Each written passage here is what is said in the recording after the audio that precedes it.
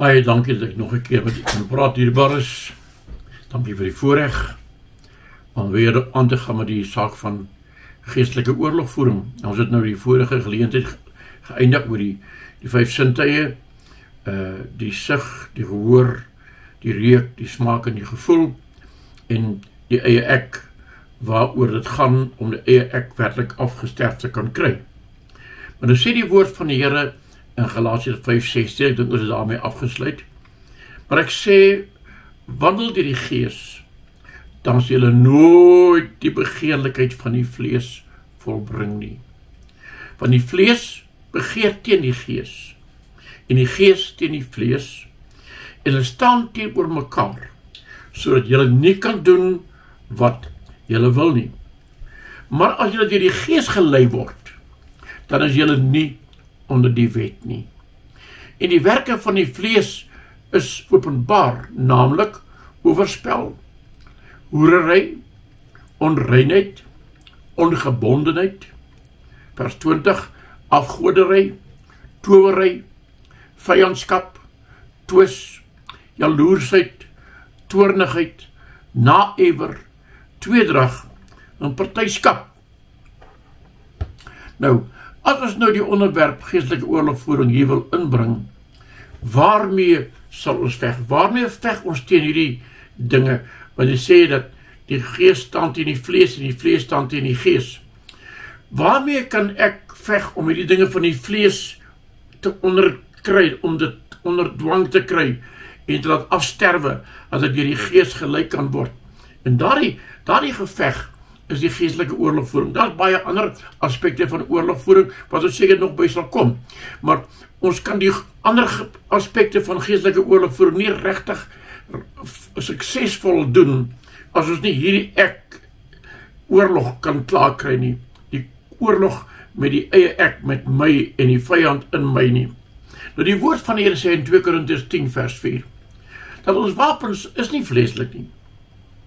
Jy kan dit nie met jou verstand doen nie. Jy kan nie met jou eie wil dit net doen nie. Ja, jou wil is baie belangrik om dit daarbij betrokke te raak, maar weet jy wat, ons wapens is nie vleeslik, sê die woord, maar kragtig deur God om vestings neer te werp. Nou, die watter wapen is die suksesvolste om hierdie vesting van eie ek te oorwin? Jakobus 4 vers 7 sê, onderwerp julle dan aan God, weerstaan die duiwel en hy sal van julle wegvlug. So die antwoord is in een sin onderwerping aan God se woord.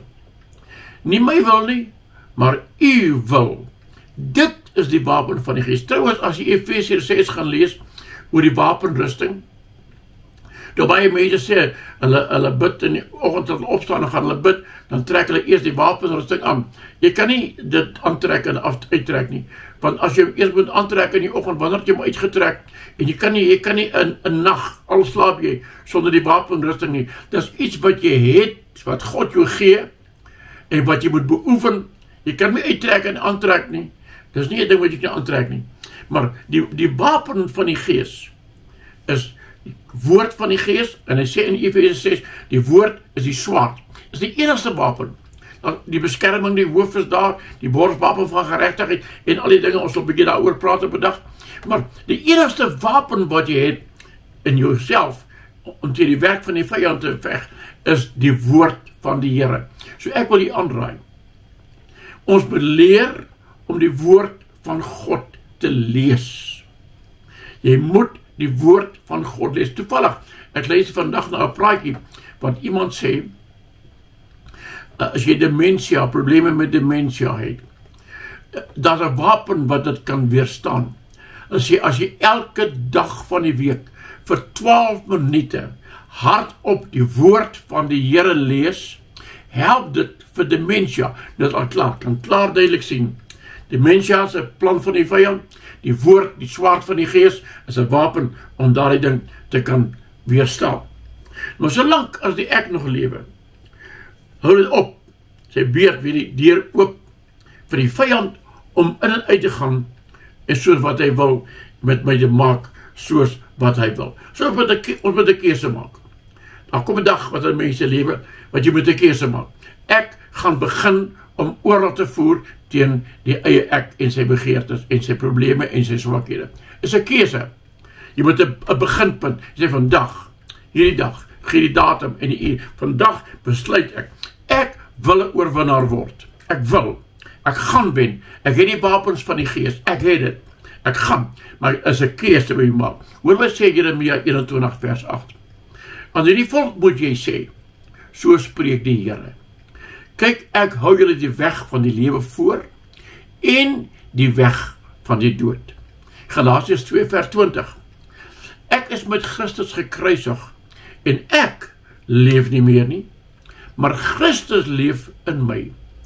En wat ek nou in die vlees lewe, leef ek deur die geloof in die Seun van God, wat my lief gehad het en homself vir my oorgegee. Dis die beginpunt. Maak 'n keuse. Ek wil van nou af myself losmaak van hierdie vestings van die Satan in my lewe. Ek sê nie hy wil besete nie, net daai eie ek te kan onderkry en hom te kan wen. Ek is met Christus gekruisig. As jy Jesus aanneem as die Seun van God, word jy inderdaad saam met hom gekruisig, want die woord sê, hy het sonde geword vir ons, so ons kan word geregtigheid van God in hom. Sy kruisiging was nie maar net so 'n toevallige dingetjie nie, was 'n baie, baie groot doel in my lewe te bereik, om my los te maak deur sy bloed en deur die wapens van die Gees, om los te kom van die sonde, want Jesus het die sonde vasgenaal aan die kruishout van Golgotha. Een saak moet ons weet en verstaan, en dit is dat die duiwel gee nie maklik sy vestings afneem. Hy slaan altyd op die teerste punt in jou lewe toe. Waar is dit? Jou ego, die ek. Dis 'n lewenslange geveg, wat ek en u sal moet weet om te veg tot aan die einde van die tyd. Nou, ek wil begin met die praat, ons moet net, dit klink nou vreeslik net, ek wil net hê, hou net moed, daar is oorwinning te verkry, maar neem die krag van ek nie, maar deur Jesus Christus, die Seun van God. Daar is oorwinning, daar is oorwinning. Daar is baie ander vestings.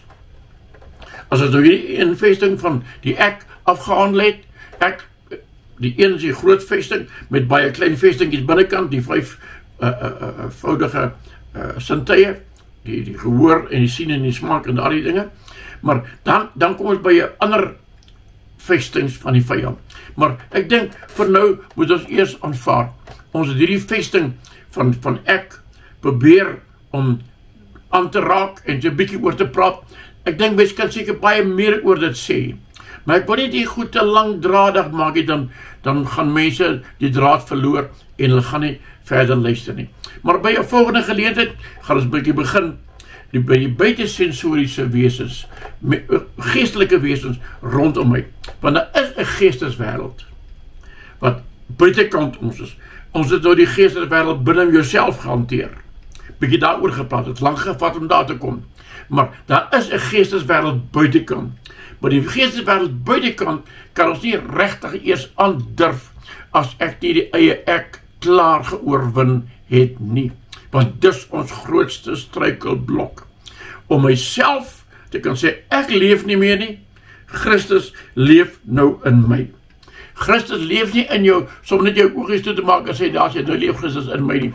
Christus word in ons lewens verteenwoordig deur die woord van God, gehoorsaamheid in die woord van God, gehoorsaamheid in die leiding van die Heilige Gees, gehoorsaamheid aan God se wil, en te werk aan myself, om myself af te lê, sodat Christus in my kan geopenbaar word.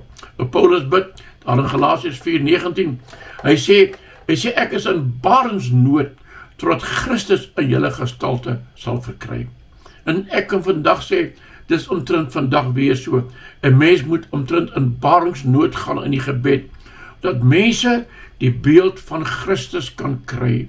Want ek weet nie, ek kan baie dinge sê, maar ek wil nooit myself skuldig maak om kerke aan te val nie, dis nie wat die doel van die leringe is nie.